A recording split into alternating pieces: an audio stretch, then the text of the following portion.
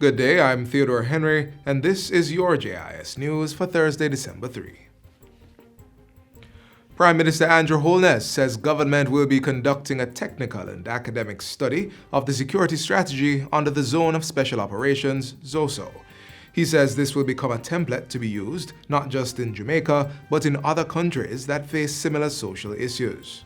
We're looking to have a professor from the University of the West Indies take a very serious study of how it has worked over these past 3 or so years. And with the support of the European Union, plus the budgetary support of the government of Jamaica, we will look to expand the number of communities that are under the Zone of Special Operations. Prime Minister Holness says there will also be a review of the ZOSO legislation in Parliament to make it more functional and deployable. According to the Prime Minister, interventions under the ZOSO in Mount Salem, St. James since 2017 have significantly transformed the area. We have transformed the community in that sense. We have repaired several kilometers of roadways. We have cleared drains. We have regular waste collection in the area. We have brought in the citizenry in terms of giving them access to critical services and amenities. The mindset in Mount Salem is changing. The message has moved from us at the center to each citizen, even on the periphery of the community. They see that the government is investing in transforming not just their communities, but transforming their lives. The Prime Minister was addressing the recent groundbreaking ceremony for the new Mount Salem police station. He reported that the murder rate had declined in the Augusttown and Greenwich Town ZOSOs and said other communities in Westmoreland, St. Anne and St. Catherine would welcome the crime strategy. Jamaica has been named the world's leading family, cruise and wedding destination. The prestigious designation was announced at the 27th Annual World Travel Awards held last Friday. Several leading Jamaican tourism entities have also won major accolades. The winners were announced at a virtual ceremony from Moscow, Russia, after a one-year process of voting on the world's top travel, tourism, and hospitality brands. Tourism Minister Edmund Bartlett says this year has been a very challenging one, and the awards are a testament to industry stakeholders' hard work to safely reopen the country, with strict protocols to safeguard the health and well-being of our citizens, industry workers, and visitors. Mr. Bartlett says he was particularly heartened to learn that Jamaica received the world's leading cruise destination, as the industry is currently working with regional and international stakeholders to see how best to safely restart cruise stopovers.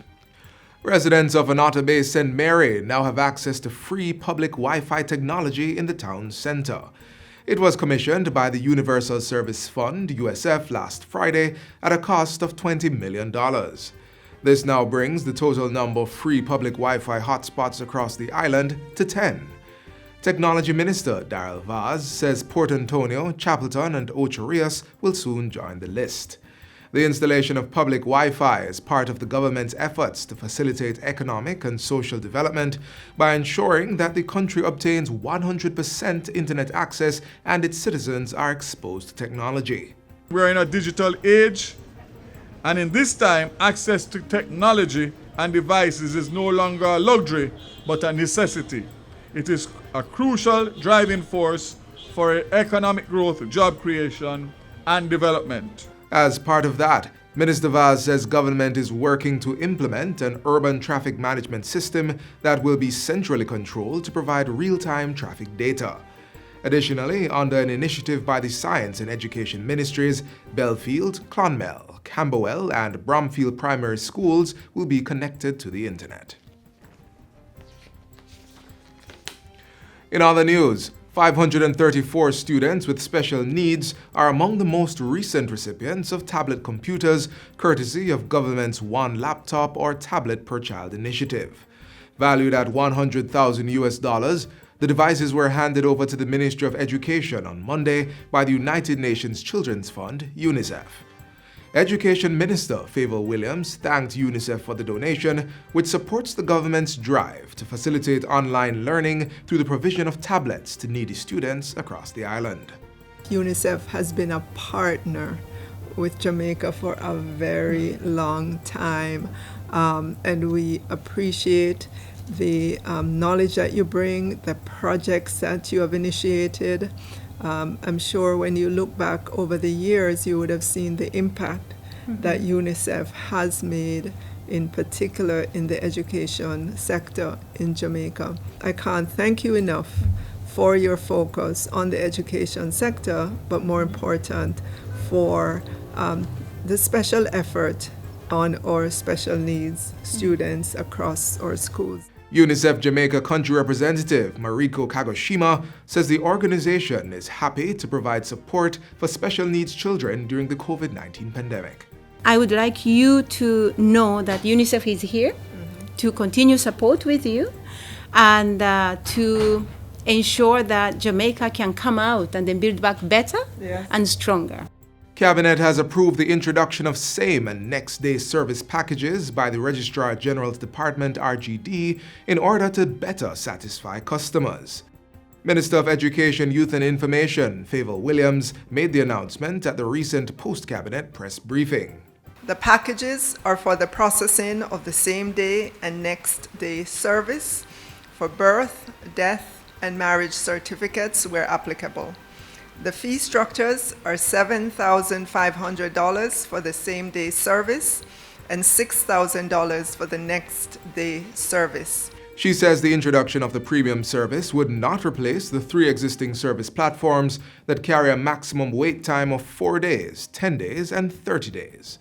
Meanwhile, Cabinet also approved the naming of the St. Anne Parish Office of the Ministry of Labour and Social Security in honor of the late Minister Shahini Robinson.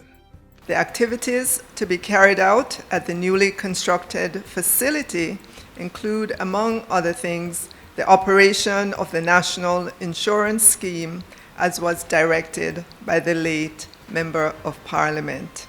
And finally, the Ministry of Science, Energy and Technology has donated 5,000 bottles of hand sanitizers for distribution to schools across the island. The supplies, valued at $1.3 million, were handed over to the Education Ministry on Tuesday. The 2 ministries have been collaborating to aid children across the island since the COVID-19 pandemic disrupted normal education modules. With schools more and more going back to classes, schoolroom classes, this will even become more relevant and handy, especially in the January term.